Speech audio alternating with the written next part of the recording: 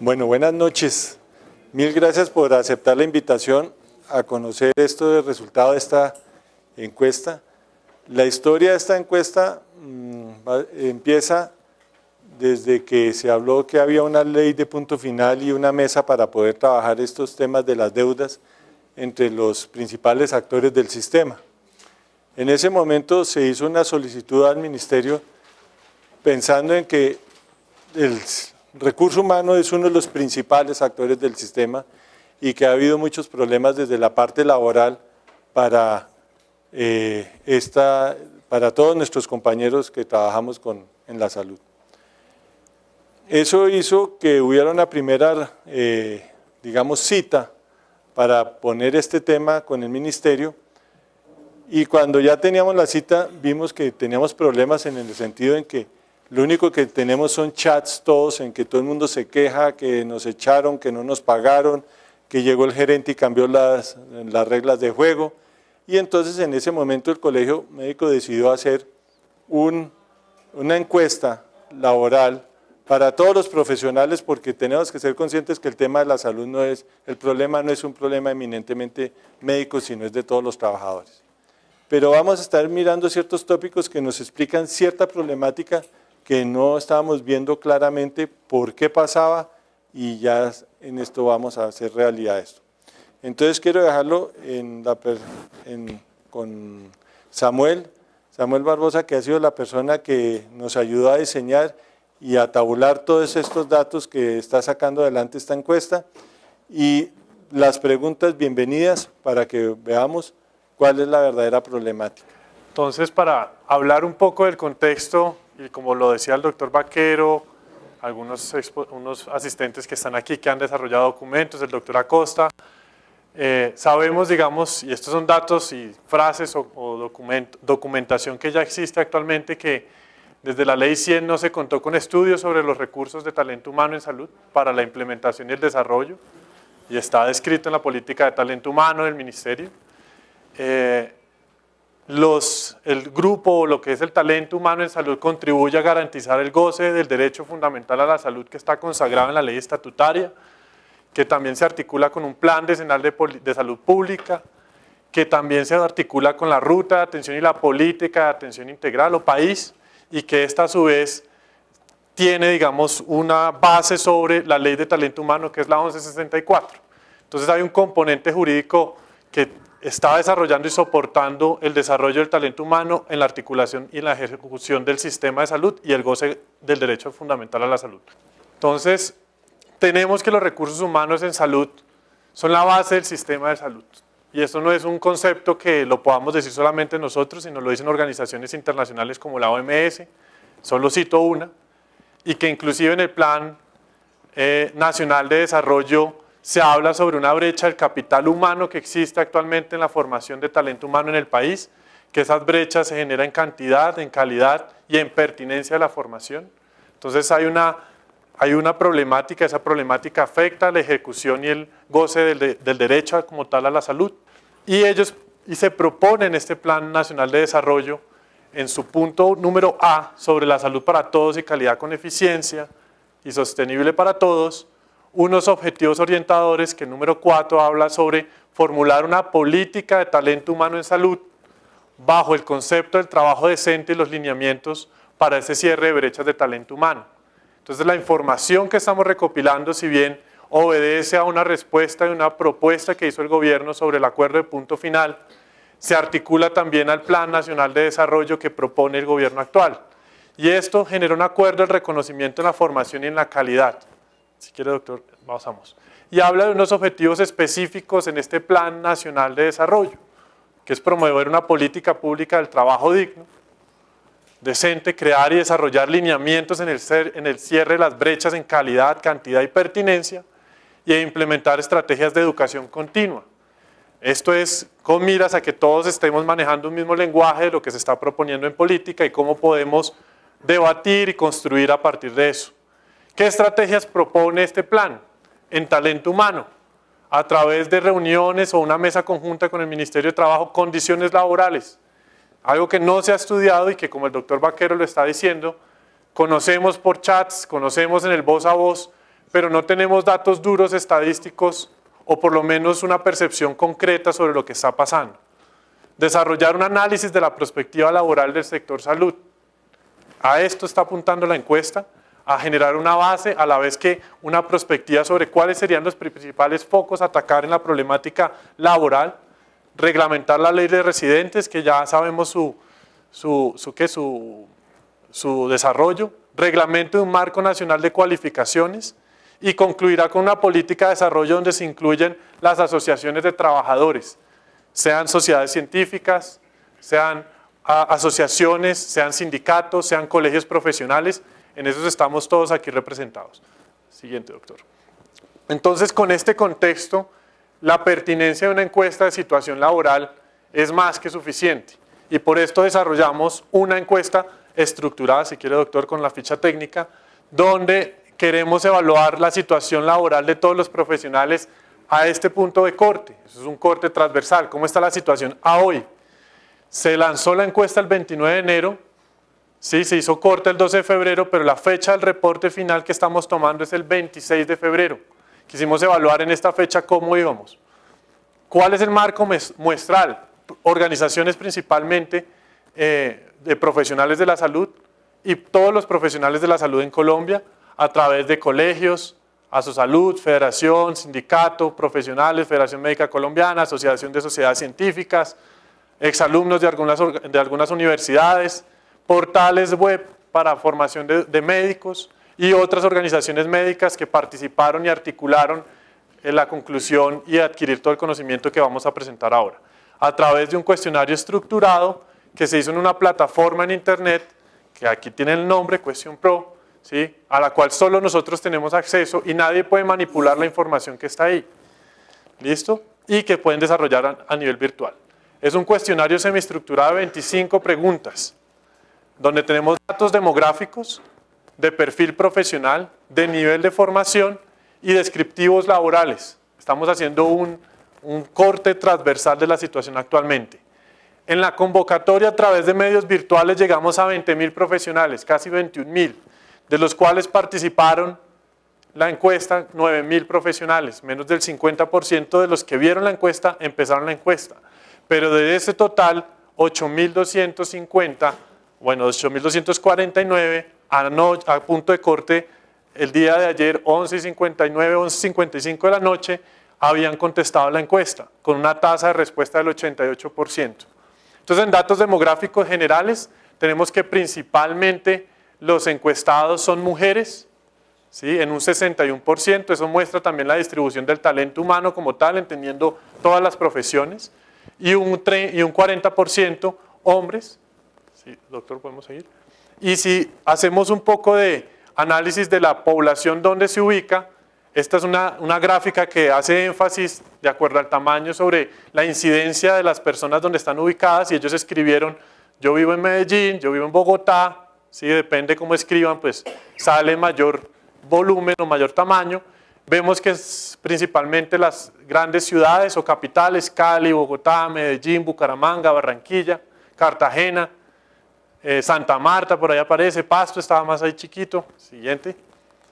Y cuando vemos la distribución de los profesionales que contestaron esta encuesta, desde los rurales hasta los otros profesionales de la salud, tenemos este gráfico que podemos ver que el 41% de los encuestados son de las otras profesiones, ¿sí? Aproximadamente 3.775 profesionales diferentes a los médicos contestaron. El 37% son médicos especialistas que se identifican como médicos especialistas, un 21% como médicos generales y un 1% de médicos rurales. Si vemos el perfil de otras profesiones, en la misma gráfica de énfasis vemos que principalmente fueron bacteriólogos, terapeutas, nutricionistas que contestaron. Si quiere, doctor, la siguiente, eso. Y en esta gráfica se ve la distribución de esos otros profesionales según el número por cada profesión. Bacteriólogos en un 48%, terapeutas respiratorios en un 21%, odontólogos en un 10%, enfermería 6%, fonoaudiología 9%, instrumentadores quirúrgicos 6%, y hay otros que tenían menos del 5% que, para no hacer una gráfica más compleja, lo desarrollamos así. Cuando vamos a ver la formación según el posgrado o la especialidad de los médicos, encontramos este gráfico de distribución que es muy amplio, difícil graficarlo así, pero vemos que principalmente las sociedades o los especialistas que más contestaron esta encuesta son otra especialidad donde se incluyen subespecialistas y a la vez incluyen como salubristas, doctorados, maestrías, ¿listo? Y después de eso están otras organizaciones o bueno, otros profesionales como cirugía, anestesiología casi en un 9%, ginecología en un 8.3%, ortopedia, oftalmología, pediatría en un 8.4%, salud ocupacional y bueno, ustedes pueden ver los datos distribuidos en cada una de las especialidades. Cuando vemos qué otra especialidad tienen o subespecialidad, en un área de énfasis encontramos que una de las grandes subespecialidades que contestaron fueron los gastroenterólogos, seguidos por los de cuidado intensivo, hay infectología, hay cirugía, cardiología, cirugía pediátrica, aunque estaba, digamos, como una especialidad, pero algunos colocaron cirugía con cirugía pediátrica como una subespecialidad, y bueno, ahí se distribuyó un poco esta muestra de área de énfasis. Esa es la descripción general del perfil profesional y demográfico. Cuando vamos a analizar la situación laboral, desde la pregunta 10 a la 24, si quiere doctor, empezamos, vemos que principalmente los rurales, los médicos generales y otras profesiones trabajan en un solo lugar. La pregunta es en cuántos lugares actualmente trabaja. Y los especialistas y un porcentaje no despreciado de médicos generales trabajan en 2 sitios y algunos especialistas en 3 o más. Aproximadamente un 31% de los especialistas trabajan en 3 o más sitios a la vez. Eso significa jornadas extenuantes que superan, digamos, lo que se podría considerar como la legalidad y que eso también obedece a la dinámica de contratación y de oferta que hay en el país actualmente sobre el empleo. ¿Seguimos, doctor? Cuando vemos la distribución del porcentaje de horas laboradas según el nivel profesional, algo importante es que los médicos rurales, por ejemplo, son los que más están teniendo sobrecarga laboral o carga laboral semanal y mensual acumulada en un 20%, seguido también de los especialistas y médicos generales. Y principalmente todos los profesionales, un gran rubro de los profesionales se encuentran entre una jornada laboral de las 66 a las 44 horas. Si ustedes lo ven aquí, 44 a 66 horas. Este gran rubro de los profesionales, que es la gran mayoría. Pero esto es mensual. Esta es mensual y esta es semanal. Ahí están los 2 rangos para que entendamos cuánto. 44 horas es una jornada normal, 8 horas diarias, incluidas unas 4 a 5 horas sábado, ¿sí? O 66 horas, pues ahí depende de la distribución que se tome de ese horario, pero es el máximo legal permitido para el ejercicio profesional en medicina o en salud. Es este rango, 66, y hay un grupo no despreciable que supera ese rango. Y hay un porcentaje, sí, doctor, gracias por la aclaración, de otros profesionales en un 31% que trabajan menos de la jornada laboral, o sea, media jornada o menos, ¿sí? Tanto médicos generales como especialistas. Y algunas de las razones, y ya lo vamos a demostrar, es falta de empleo o pérdida de empleo. Entonces, hay una situación laboral que está afectando que no tengan ni siquiera una jornada laboral completa, una inestabilidad laboral y por ende estén devengando menos de lo que su profesión les permite. ¿Qué tipo de contratación tiene? Principalmente los rurales tienen una contratación laboral como tal, aunque la política y la ley dice que debería ser 100% laboral y hay un valor importante del 8% que dice que no es laboral. Entonces ahí se está ya faltando a la ley, desde el servicio social obligatorio se está faltando a la ley, ¿sí? Y cuando vemos la distribución entre otros profesionales, vemos que por orden de prestación de servicios, los especialistas trabajan y cumplen sus jornadas y su trabajo. Esto puede considerarse ilegal cuando se cumple funciones misionales dentro de una organización y eso se categoriza como contrato realidad. Están subordinados, tienen un horario establecido, ¿sí? Y tienen que cumplir, digamos, con ciertos objetivos y metas que esto supera o no estaría indicado para el contrato de prestación de servicios. No queriendo decir que el contrato de prestación de servicios es ilegal, no. Para las funciones que se están desarrollando no sería el adecuado, no sería legal. Y hay un porcentaje importante de los especialistas que tienen doble contratación o más, como ustedes se dan cuenta, más de 2 sitios de trabajo, o por contrato laboral o por contrato de prestaciones de servicios. Y un porcentaje de especialistas que tienen un contrato no despreciable de contrato por honorarios. ¿Listo? Cuando les preguntamos si alguna vez su situación laboral ha sido afectada, más del 75% de los médicos y otros profesionales dicen que sí ha sido afectada su situación laboral. Esto es un dato que no se tenía claro y que es un sentir de todos, tanto profesionales de la salud como especialistas como médicos generales. Los rurales en un 52%. Y eso también depende a la dinámica, digamos, de la rectoría estatal con el control de la contratación que se ha hecho con los rurales, que están estables y es un periodo de tiempo corto también. Dale la siguiente. O habrían otras variables explicativas que tendríamos que entrar a ver. ¿Por cuáles condiciones se ha visto afectada esa situación laboral? Cambian las condiciones de trabajo en un 40% más en todas las profesiones, en todos los niveles.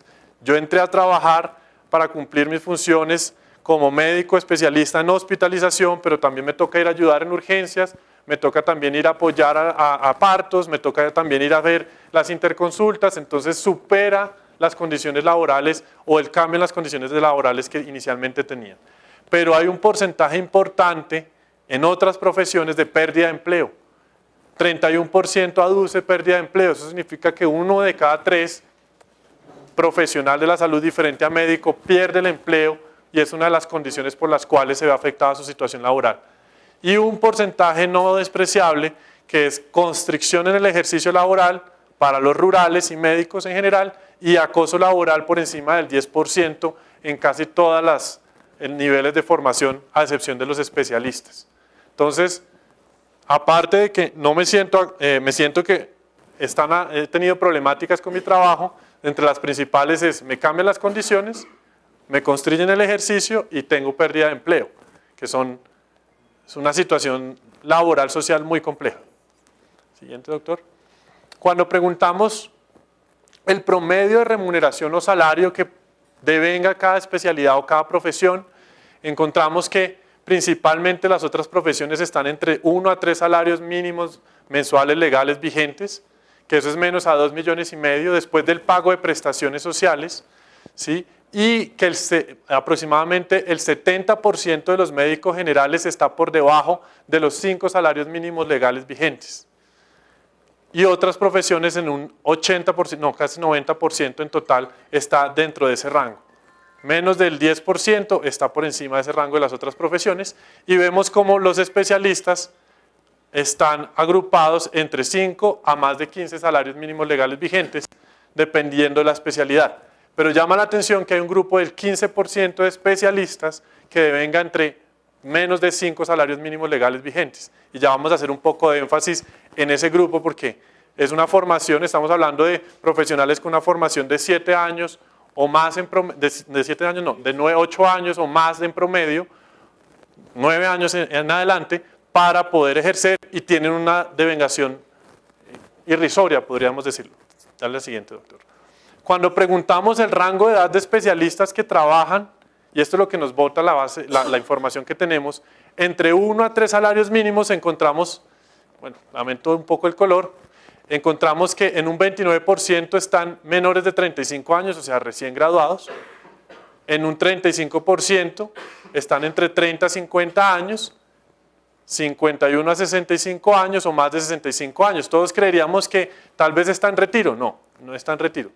Está en su época digamos, laboral, productiva, real y está devengando eso. Dale la siguiente, doctor. Y cuando vemos la distribución de cuál es el sexo, bueno, la persona, el sexo que tiene esa devengación principalmente son las mujeres, las que devengan menos. Casi en un 60% devengan ese salario, de especialistas estamos hablando. Dale la siguiente, doctor. Y si vemos cuál es la especialidad, o sea, estamos hablando que son mujeres en un rango de edad productivo, ¿sí? ¿Con qué especialidades que devengan este tipo de salarios? Encontramos salud ocupacional, administración en salud como las principales, pero hay otras como maestrías, en otras especialidades incluyan maestrías o ginecología, medicina del deporte, cirugía, medicina familiar, medicina interna, oftalmología, homeopatía y pediatría, o sea, las especialidades básicas. Hay colegas, mujeres principalmente, que devengan entre 1 a 3 salarios mínimos legales vigentes, mensuales legales vigentes. Dale la siguiente. Y cuando queremos evaluar en qué ciudades están contratando así, porque eso también nos lo dice la encuesta, el principal rubro se encuentra en Bogotá en un 31%, seguido de Bucaramanga, Barranquilla, Bucaramanga, Medellín, Cartagena, que son las principales capitales, Tunja y Santa Marta. Hay otras ciudades eventuales como Ibagué, Armenia, pero es un solo caso. Bueno, cuando preguntamos el contrato que tienen las ciudades y el número de horas que trabajan estos especialistas entre 1 a 3 salarios mínimos, encontramos que trabajan menos de media jornada o media jornada en un 68%, pero hay un valor importante de aproximadamente un 25% que trabaja, o 30% casi, que trabaja una jornada laboral completa con ese salario. La encuesta tiene la limitación que nosotros no pedimos la especificación si era una cédula de extranjería o era un profesional extranjero el que estaba desarrollando la encuesta que esté trabajando en Colombia actualmente. ¿Por qué no lo hicimos? Porque pidiendo una cédula, o bueno, la identificación como número de cédula, tal vez iban a cohibir de contestar dado los datos que se estaban dando de información de condiciones laborales y demás. De la siguiente, doctor. Si vemos el rango de edad de especialistas que trabajan entre 3 a 5 salarios mínimos, encontramos que principalmente están en edad productiva. ¿Sí? Volvemos a lo mismo, o sea, de 1 a 3 están en edad productiva, de 3 a 5 están en edad productiva. Siguiente, doctor. Y principalmente son mujeres, en un 60%, 61%. Seguimos, doctor. Y cuando vemos las especialidades, encontramos salud ocupacional, otra especialidad, administración en salud, pero encontramos pediatría, ginecología, oftalmología, medicina familiar, anestesiología, dermatología, que se supone son especialidades que tienen un mayor ingreso por su ejercicio laboral. Entonces, esa no es la realidad, o lo que se supone, los supuestos se demuestra lo contrario con esta encuesta.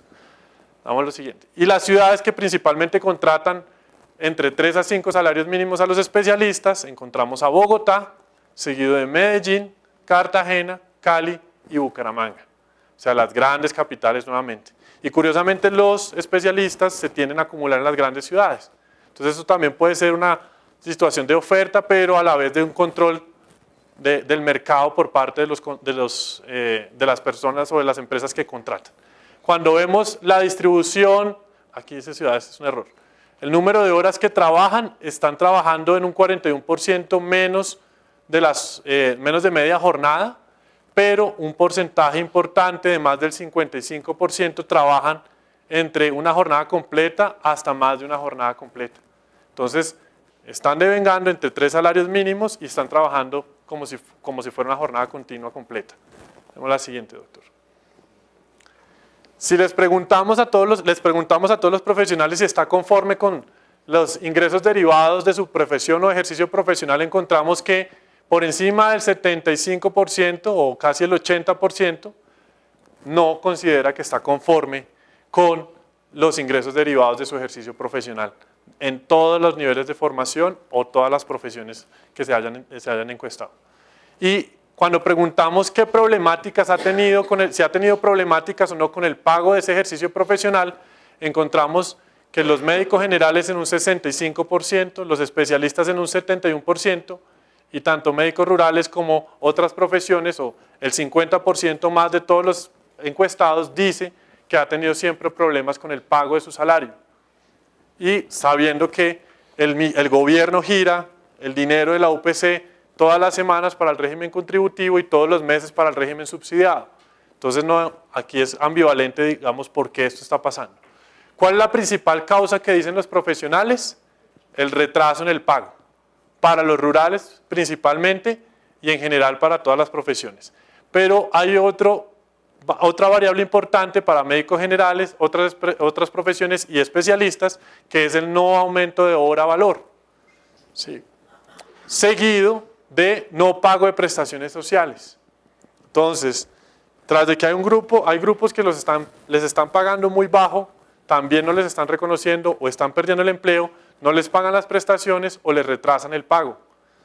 Y el ejercicio o el sistema de salud articulado con un talento humano en salud insatisfecho y con estas problemáticas sociales, difícilmente va a poder cumplir los objetivos que quiere plantearse. Por eso debemos hacer un énfasis en todas estas problemáticas. Y un porcentaje importante de disminución de las condiciones laborales. Dale la siguiente. 1 por cada profesional se presentan aproximadamente 3 problemáticas con el pago de su salario.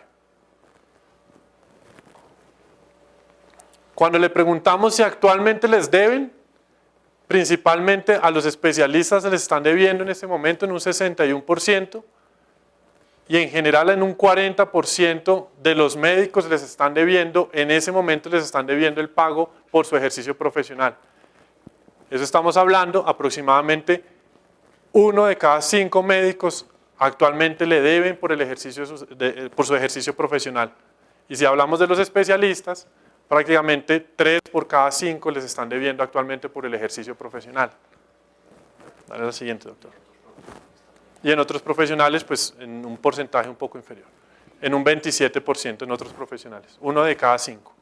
Cuando les preguntamos cuánto le adeudan, quisimos agruparlo entre 1 a 60 salarios mínimos, o sea, de 1 millón hasta 50 millones, de 50 a 100, de 100 a 150 o más de 150.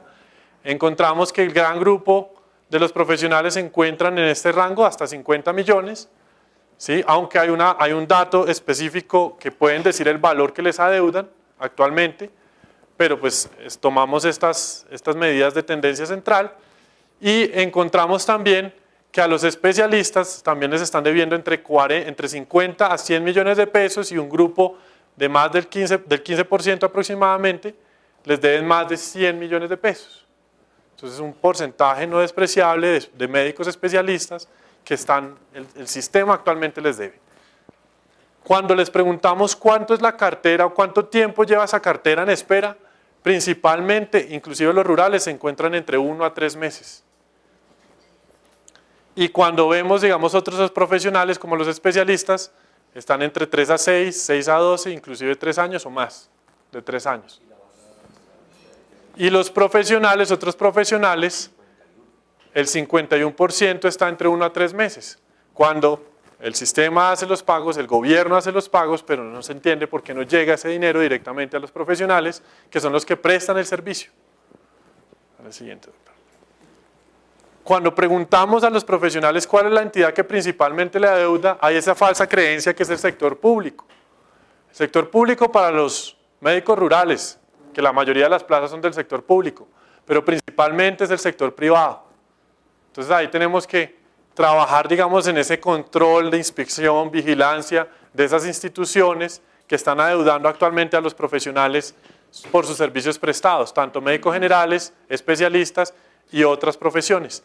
Y algunos no despreciables, por encima del 8%, que tienen un componente mixto. Cuando les preguntamos cuál es la organización que les debe, no son los aseguradores, sino son principalmente las IPS, las que están debiendo a los profesionales. Pero no se desconoce que en un 10% hay profesionales que les adeudan directamente los aseguradores. Doctor, ¿seguimos? Y si queremos evaluar por cuál es la causa que ellos dicen que les deben actualmente, en un porcentaje por encima del 30% podríamos aproximarlo, o 30% más, es por el no pago de los aseguradores. Entonces, en una política, doctor Bernal, de acuerdo de punto final, donde se propone hacer un giro de 6 billones de pesos aproximadamente, según los datos que usted nos da, este rango, podemos hablar que 2 billones de pesos pueden no estar llegando a los profesionales y eso es algo que nos podría preocupar a todos. Seguido de una situación administrativa y financiera. Y nosotros podríamos hacer un ejercicio que no lo hicimos para esta presentación, porque el procesamiento de datos, pues se están dando cuenta, son muchas preguntas, muchos datos, de si existe una correlación entre el no pago de las aseguradoras con una situación financiera administrativa de las IPS. Puede estar directamente relacionado, pero pues podemos manejar esta base de datos. Y hay un porcentaje importante, por encima del 10%, tanto médicos como especialistas, como otras profesiones, que es por liquidación actual de la empresa. Y ahí pueden estar los rangos de organizaciones como Saludco, Medimás y demás. O venta de las empresas. O Caprecon, o Café Salud también. Quisimos hacer una cruce de variables para ver qué otros datos encontramos. Y el cruce que hicimos en este caso es la organización que adeuda y la cuantía que adeudan principalmente en rangos de porcentaje. Y encontramos que las IPS deben en todos los rangos de dinero, ¿sí? Son las principales deudoras en todos los rangos de dinero, y que curiosamente cuando la deuda aumenta son las EPS o los aseguradores los que más están debiendo, ¿sí? Al cruzar también el tiempo que se tiene de esa cartera y la naturaleza del deudor, encontramos que principalmente es el sector privado, no el público, el que está debiendo a los profesionales y el que más tiempo demora, ¿sí?, el porcentaje a los profesionales en el pago. Y cuando hicimos el cruce de la entidad deudora y el motivo de deuda, encontramos que en un porcentaje por encima del 35% de estas IPS, cooperativas y organizaciones sindicales que se encuentran, les adeudan porque hay un no pago de los aseguradores, seguido a que esto los lleva a una situación financiera administrativa, ¿sí? O la situación financiera administrativa por el no pago los está teniendo a hacer demoras en sus pagos a los prestadores. Entonces, ¿qué conclusiones podemos tener hasta ahora? El 75% de los profesionales de la salud han tenido problemáticas en su situación laboral y no están conformes con el ejercicio con los ingresos derivados de su ejercicio profesional. Los médicos rurales se han visto afectados principalmente por acoso laboral y constricción del ejercicio, y los especialistas y médicos generales y otros profesionales tienen problemáticas en pérdida de empleo. El cambio de las condiciones de trabajo es la principal problemática de todos los profesionales. Y el 50% o más de las problemáticas se debe al pago de su salario. El principal problema del retraso del pago es el retraso del pago, seguido del no aumento de hora valor y seguido de la disminución de las condiciones laborales. La cartera retrasada de los profesionales principalmente está entre 30 a 90 días. No sé cuántos aseguradores pueden aceptar, o digamos el sector privado se mete con una cartera de 30 a 90 días. Y los especialistas oscilan entre 180 a 365 días. Las principales entidades deudoras son IPS de naturaleza privada. Y la razón por la cual adeudan es una situación financiera administrativa y no pago de los aseguradores. Se requiere una política de talento humano y que se incluya en el plan de desarrollo para definir reglas claras, que ya están en la normativa actual en muchos casos, desarrollar un seguimiento, una vigilancia, inspección y control que aseguren esa seguridad laboral o el pago, por lo menos a los profesionales de salud, más ahora que están ingresando nuevos recursos o se quieren ingresar nuevos recursos al sistema de salud. Muchas gracias. Si tienen preguntas, dudas. Donde el problema más agudo actualmente es el tema del pago y el tema de la remuneración. Le sigue el tema de las formas de contratación, pero también tenemos problemas de condiciones laborales para el ejercicio de las distintas profesiones, e inclusive tenemos problemas del ejercicio al derecho de la formación continua y a mejorar la calidad en el desempeño de la profesión. Entonces se requiere una política integral del talento humano y se requieren también incentivos que liguen la calidad del ejercicio con la calidad del empleo.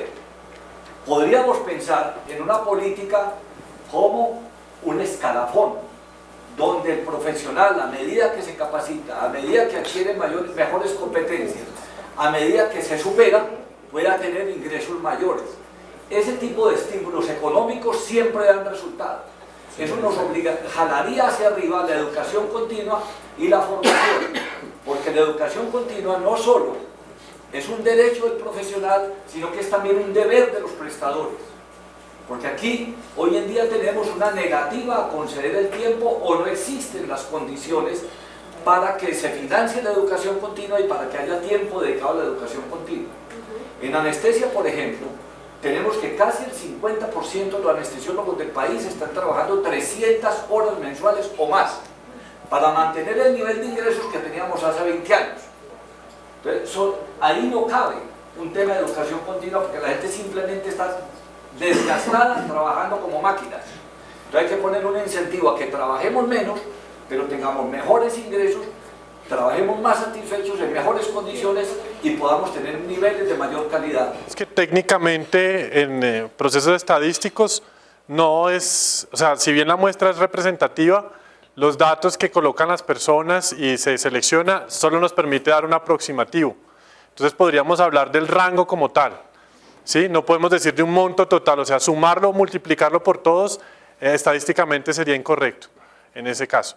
Y sobre tener un rango total de deuda, podríamos, con estos datos podemos darnos cuenta que varias de las deudas que se tienen dentro del sector, y ahí sí podríamos hablarlo directamente con el ministerio, no obedecen solamente entre asegurador y prestador, sino asegurador y prestadores primarios profesionales, o sea, directamente entre los profesionales. Y ahí tendríamos que entrar a hablar directamente con el ministerio para poderlo distribuir. Con respecto a Norte de Santander, sí se llegó a Norte de Santander, sí hay, digamos, casos de varios colegas que resolvieron la encuesta en Cúcuta.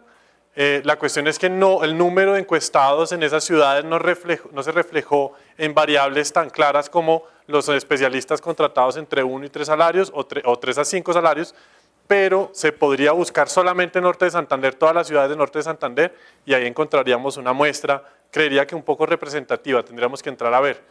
¿Listo? Y sobre lo que decía el doctor Leal, entiendo lo de la apatía, también sabemos que pues cualquier, o sea, debemos todos participar, pero cualquier persona de mercadeo que vea que una encuesta de 25 preguntas fue resuelta por 8.000 profesionales en un mes, dice, ¿ustedes cómo lo lograron? O sea, Saldarriaga Concha y todos los demás encuestadores no pueden contestar tantas preguntas a la vez, y eso es también para reconocerle a todos ustedes, a sus organizaciones, a su participación, el apoyar y el distribuir esta encuesta que permitió unos resultados que son extrapolables y representativos de los profesionales de la salud. Es la primera vez en Colombia que tenemos una muestra de 8.000 profesionales encuestados con estas variables actualmente. Se sorprende a uno cuando le preguntan quién está haciendo la norma, quién la está realizando, que uno tiene que justificarle por qué tiene que haber, por ejemplo, una enfermera en un banco de sangre. Y el banco de sangre del distrito dice es que tiene que estar por esto y esto, y allá le dicen a uno, pero eso no tiene necesidad de hacer. Es decir, que el talento humano en salud no está siendo tenido en cuenta en relación a eso. Y en este momento se está haciendo la revisión del tarifario, y en eso también está directamente relacionado con no la facturación a la IPS y el fortalecimiento de la recolección de dineros por facturación, sino cómo eso puede impactar en la vinculación y en el reconocimiento salarial de los profesionales de las diferentes ramas. Por ejemplo, nosotros en el tarifario estamos en el artículo 42 y somos la parte del mobiliario, entonces, como enfermería, y resulta que nosotros somos los cuidadores en excedencia, pues somos un mobiliario que el ministro nos quiere muchísimo, nos quiere abrazar, pero él nos dice, yo quiero hablar con ustedes, quiero fortalecerlas en la política de la OMS para el año 2020 de posicionar la enfermería, pero no obviamente plata. Es una variable cualitativa que se cuantificó. Entonces, ¿cuántos contestaron que han tenido su situación afectada por otra causa que está incluida en intrusión? Porque yo leí varias de las respuestas, está aquí. Pero definir ese panorama de palabras que pueden agrandarse en N palabras, son 8.000 encuestados, es un poco dispendioso para este momento, o sea, de ayer a hoy sacarlo es difícil, pero sí podríamos con esta respuesta tener un porcentaje específico de intrusión en el ejercicio profesional, y sé que médicos deportólogos contestaron eso porque la especialidad era esa puntualmente y habían perdido el trabajo por lo mismo. Habla de la jornada laboral de cualquier profesional y se amplía un poco más a 66 horas en caso de residentes, por ejemplo, y hay una legislación puntual hasta 66 horas semana de formación, donde se incluye también a especialidades. pero ese es el máximo permitido con horas, o sea, con horas extras. Estamos hablando que 44 es la jornada normal, 48 en el sector privado, y con horas extras se puede ampliar a 66 semanas, ¿sí? Con horas extras, o sea, tendrían que tener un cargo adicional. Con contrato de prestación de servicios, eso por ejemplo no se reconoce de una vez, de entrada ya no se reconoce. No se reconoce si es nocturna, si es festivo, si es domingo. Sí, que eso afecta al curso de vida de una persona en su ejercicio profesional y en su vida como tal. Entonces, eso está reglamentado. No te podría decir el artículo como tal, desconozco el artículo en este momento, pero sí hay un sustento legislativo al respecto que podría incluirse hasta ese punto. Es decir, nosotros como organizaciones gremiales nos sentamos a discutir de otra manera con el gobierno. Entonces, básicamente esa es la propuesta. ¿En qué punto está el plan de desarrollo? El plan de desarrollo, la próxima semana, viene para el debate de comisiones. Aquí varios de nosotros, con Luis Carlos, con Roberto, con varios, ya acabamos de salir de un lobby de la ley de residentes y tenemos un acumulado de aprendizaje respecto a las relaciones con el Congreso de la República y queremos replicar ese acumulado de experiencia en esto. ¿Qué pasa? Si usted, y Luis Carlos lo puede corroborar, no introduce cambios que usted quiere hacerle a ese plan de desarrollo, en las comisiones, que son las comisiones económicas terceras y cuartas de Senado y Cámara que van a sesionar la próxima semana, es muy difícil que en una plenaria eso lo aprueben, porque en ese plan de desarrollo se va a discutir de todo y hay todos los intereses que ustedes quieran. Entonces, en ese sentido, nuestra propuesta tiene que llegar allá, tiene que tener un nivel de consenso, tanto de parlamentarios del gobierno como de la oposición, independientes. Entre mayor número de parlamentarios se tenga, de distintas corrientes, es mucho más sólido, y entre mayor respaldo social, para que eso tenga un costo político para el Congreso, y respaldos sociales, aquí por lo menos he escuchado hablar unas 10, 20 o 30 organizaciones de trabajadores y de profesionales de la salud, eso va a tener mucho más peso y eso nos da una salida, porque en el momento en que empiecen a fluir esos recursos, nos puede garantizar que los recursos lleguen y podría ser una propuesta concreta para solucionar, y en ese sentido está creada la encuesta, porque la encuesta es el soporte para nosotros plantear esa discusión en los órganos de decisión. Entonces la invitación es, primero pues a que se sumen a través del colegio médico, pues se circulará la información pertinente para poder mirar cómo va a ser nuestra participación y cómo se pueden sumar estas organizaciones, y además porque eso nos va a permitir generar un aprendizaje para generar otro tipo de discusiones que ustedes han planteado, porque obviamente eso no soluciona el problema, pero sí es una parte concreta. Yo dejo por ahí. Bueno, gracias, estamos trabajando. Mi nombre es Jason Marulanda, yo soy asesor gremial y de funciones públicas del colegio. Mire, la preocupación mía es en el siguiente sentido. Nosotros, es cierto, somos la parte más importante del sistema, pero somos la más débil. Usted cuando se sienta con una persona que maneja una chequera de 6 billones de pesos, usted es una brísima. Y estamos en un país de carteles. Eso tiene que estar en el contexto de dónde es que estamos, en qué país estamos nosotros viviendo. Las casas farmacéuticas tienen mucho poder, muchísimo. Las EPS muchísimo. Las clínicas tienen ASEMI, las EPS y Asociación Colombiana de Clínicas y Hospitales. Eso es muy poderoso. Entonces, por eso es que la doctora tiene razón, que nosotros, si no andamos juntos, no tenemos ninguna posibilidad. Hoy estamos aquí por un esfuerzo que se hizo, que los más viejitos, de pronto yo soy uno de los más viejos, yo tengo 67 años. Aquí está la doctora, cuando luchamos por la ley 1164, que es la ley del talento humano en salud, nadie creía en eso. Hemos avanzado bastante, hemos avanzado muchísimo, pero falta mucho, mucho, mucho, mucho. Este país sufre de anomia. Anomia es que no, las normas no funcionan y por eso la gente se suicida, porque no tiene esperanzas.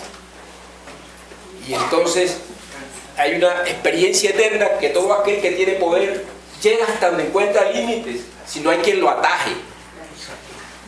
Eso lo dijo Montesquieu, no lo estoy diciendo yo. ¿Qué quiero decir? Que nosotros tenemos que masificar esto que está pasando. Yo siempre he dicho que tenemos que tener una comunicación glandular, de aquí, como el páncreas, como la hipófisis, regla bombona, es decir, tenemos que comunicarnos que aquí hay 50, 60 personas, pues tienen que saber de las 400.000, es la única manera. Así nació la ley estatutaria, y hay unos artículos perdidos, están perdidos, esos artículos no funcionan. El 18, el 19, esto está lleno de leyes, esto es cierto, pero no funcionan. ¿Por qué no funcionan? Porque nosotros tenemos que ser más coherentes. Y esto no es un desafío para el gobierno, es que el país nos necesita. El país necesita la sociedad civil organizada para que ayude. Nosotros somos la enzima del sistema. El sistema no va a funcionar nunca, nunca va a funcionar bien con un talento humano maltratado. Mala contratación, mala calidad del trabajo, burnout, salarios malos, perdónenme la expresión que es cachaca, pichurria. Eso no es posible. De manera que si nosotros no nos organizamos, este país, nosotros tenemos que empezar como país. Nosotros le hacemos un gran favor al país si nos dejan, como dice la canción mexicana, si nos dejan, nosotros podemos ayudar a que el sistema de salud, y ojalá que otras cosas, porque si el país anda perdido. Entonces yo quisiera que los chats funcionaran, que funcionen los chats. ¿Cuántos chats tiene usted, doctora? ¿400? Más. Exacto, yo tengo 8.000. Sí, señora. Los del colegio, pues no son míos, porque no son míos. Pero es que ustedes tienen que tener de aquí ahorita, por capilaridad, por sistema neuroendocrino, los que saben cirugía y nosotros, cómo es que nosotros nos vamos a comunicar cada célula que esté por allá en el norte de Santander, que tienen que saber esto. Porque si esto se hace aquí ahorita, nadie va a convencer a un representante, un senador, para que, como dijo la doctora Carolina Corcho, nosotros saquemos esto adelante. Así se han hecho las otras leyes, las hemos podido hacer, ya tenemos experiencia. Yo quiero empezar diciéndoles que quisiera que sientan al Ministerio y a la Dirección de Talento Humano en Salud hoy de su lado. Aquí hay personas que me conocen. Yo soy médico que por mucho tiempo he estado en el ejercicio clínico y conozco las problemáticas.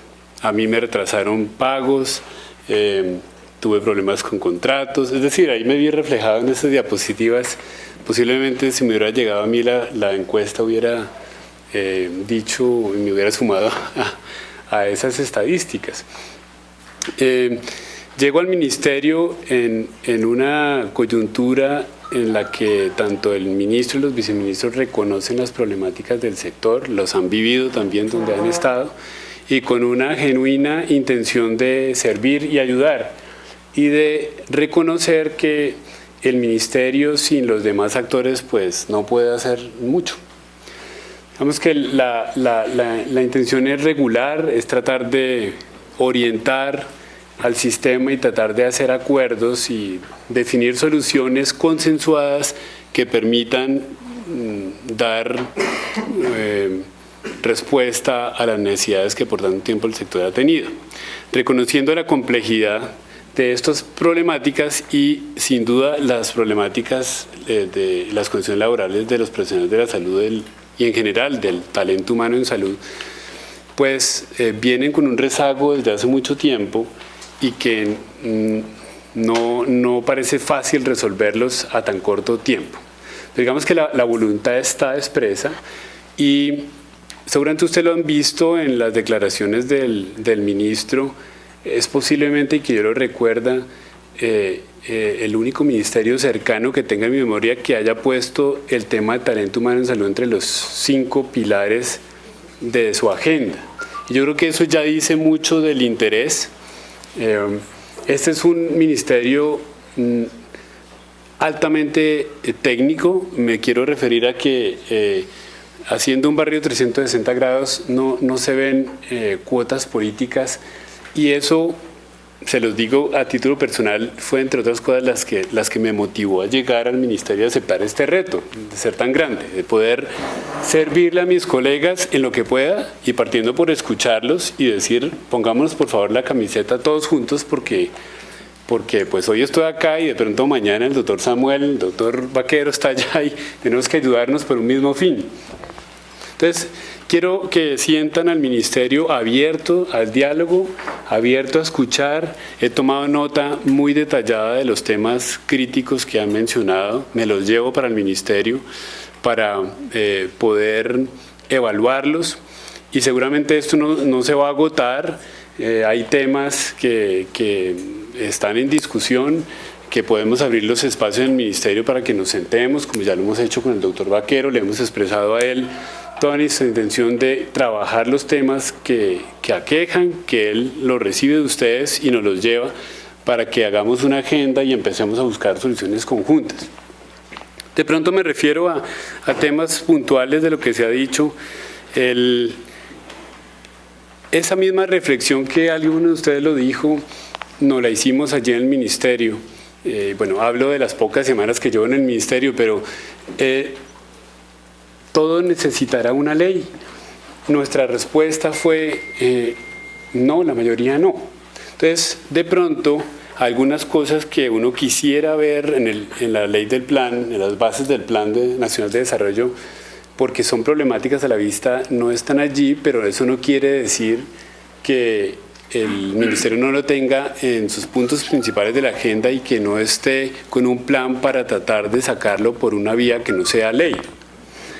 Entonces, eso parto por un punto, además porque, como se ha mencionado, hay muchos temas en la ley y no siempre está la voluntad política para que todo lo que está allí pase. Entonces, paralelamente, lo que se ha juzgado puede requerir ley, ya se está mirando por otras vías que el ministerio pueda pasar, el gobierno pueda pasar en cierto momento. Y lo otro, y la gran mayoría de los temas es decir, bueno, ahí están las políticas, ahí están los lineamientos, ahí están las normas, implementémoslas, hagámoslas que ocurran. En materia de talento humano y salud existe una ley, una política nacional de talento humano y salud del 2018, en verdad que sirve de marco para poder implementar muchas de las cosas que aquí hemos escuchado y somos conscientes que el gran reto es llegar a darle una implementación completa. Además porque el talento humano en salud no va como una rueda suelta, sino que es interdependiente del sistema de salud, de la estructura del sistema de salud, de la estructura de cómo juegan los diversos actores, cómo se contratan el personal de salud y esto requiere trabajo en simultáneo para lograr que todas las fichas encajen.